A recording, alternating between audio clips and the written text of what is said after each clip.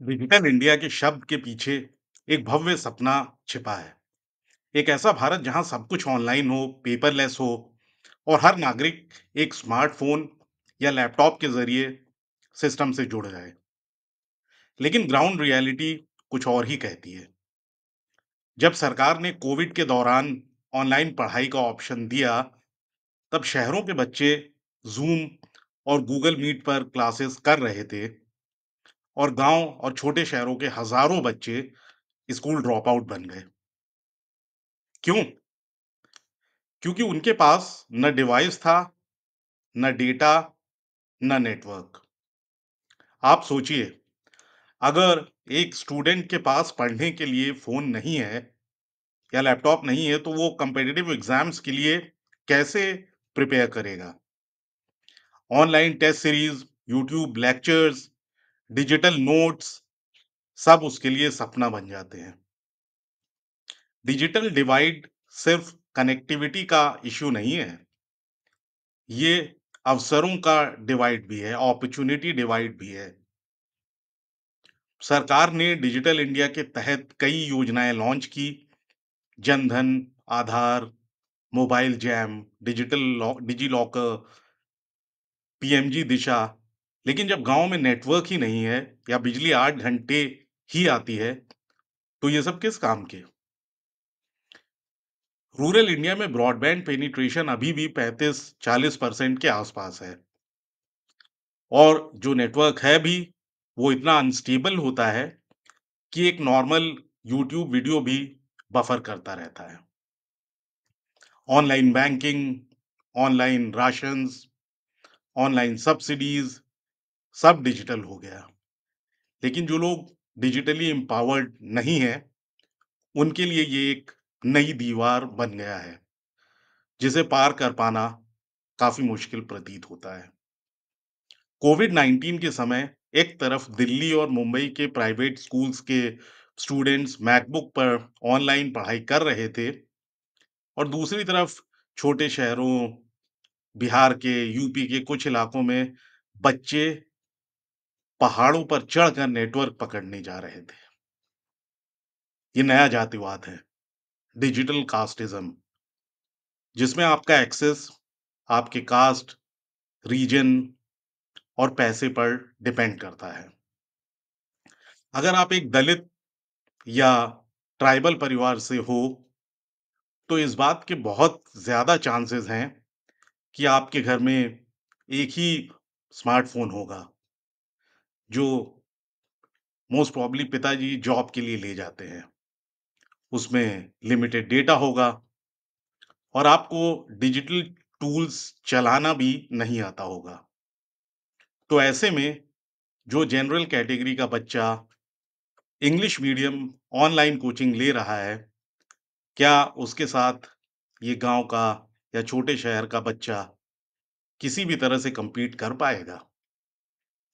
EWS यानी economically weaker section के नाम पर भी जो रिज़र्वेशन दिया गया है, उसका असर भी यहाँ दिखता है।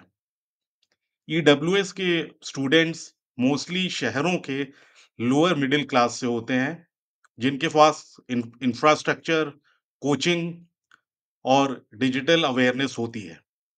वहीं एससी, एसटी, ओबीसी के कई स्टूडेंट्स अब भी रूरल और रिमोट एरियाज में बेस्ड हैं, जहां डिजिटल एक्सेस या तो नहीं है या सिर्फ नाम के लिए है। ईडब्ल्यूएस रिजर्वेशन ने अफर्मेटिव एक्शन के असली इसेंस को डाइल्यूट कर दिया है। जाति आधारित पिछड़ेपन को इग्नोर करके सिर्फ आय पर आधारित क्राइटेरिया बना देना, ये अपने आप में ये एक ऐसी समस्या है जो सोशल बैकवर्डनेस के असली रूट को कवर नहीं करती। यहाँ स्टूडेंट्स दिखने में गरीब हो सकते हैं और यकीनन होते हैं, लेकिन उनका सोशल कैपिटल, सामाजिक कैपिटल, नेटवर्क्स और डिजिटल एक्सपोज़र उन्हें आगे बढ़ने में मदद करता है। वहीं दूसरी तरफ एक दलित स्टूडेंट जिसे ना डिजिटल सपोर्ट मिला, ना कोचिंग का एक्सेस, ना ही फैमिली गाइडेंस, वो सिर्फ पेपर पर रिजर्व कैटेगरी बनकर रह जाता है। और नौकरियां भी डिजिटल हो चुकी हैं। सरकारी वैकेंसीज हों या प्राइवेट सेक्टर जॉब्स, सबका एप्लीकेशन प्रोसेस ऑनलाइन है। Job alerts, online forums, digital certificates, CV submission, सब कुछ स्मार्टफ़ोन या लैपटॉप से ही होता है। जिनके पास डिवाइस है या बेसिक इंग्लिश और कंप्यूटर जिनके पास डिवाइस नहीं है या बेसिक इंग्लिश और कंप्यूटर स्किल्स नहीं है, वो पहले ही सिस्टम से आउट हो जाते हैं और फिर बोला जाता है, उनमें मेरिट नहीं था। अब सरकार ने पीएमजी दिशा जैसे प्रोग्राम्स लॉन्च किए हैं, जिसमें रूरल एरियाज़ में भी डिजिटल लिटरेसी यानी ग्रामीण साक्षरता बढ़ाने का दावा किया जा रहा है। लेकिन ये ट्रेनिंग सिर्फ फॉर्मेलिटी बनकर रह गई है।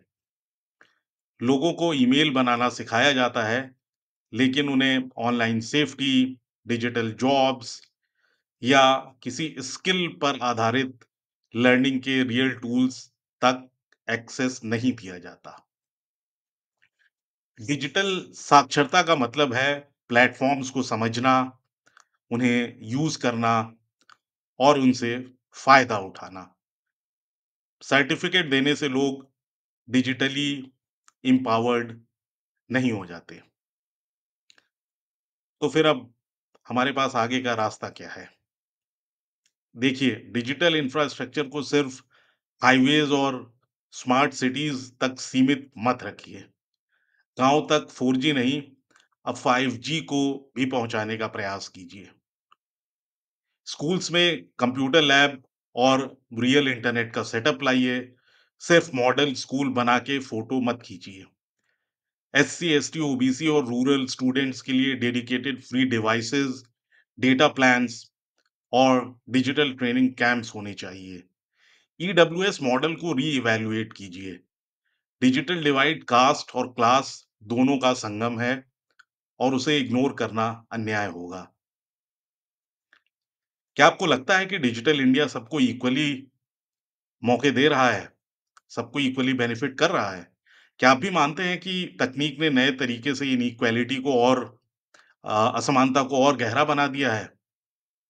अपने विचार कमेंट सेक्शन में ज़रूर लिखिए और अगर आपको ये आर्टिकल अच्छा लगा तो लाइक, शेयर और सब्सक्राइब करना ना भूलें। क्योंकि दोस्तों, डिजिटल एम्पावरमेंट सिर्फ नारा नहीं, ज़रूरत है और जब तक हर हाथ में डिवाइस नहीं, तब तक हर सपना ऑनलाइन नहीं हो सकता।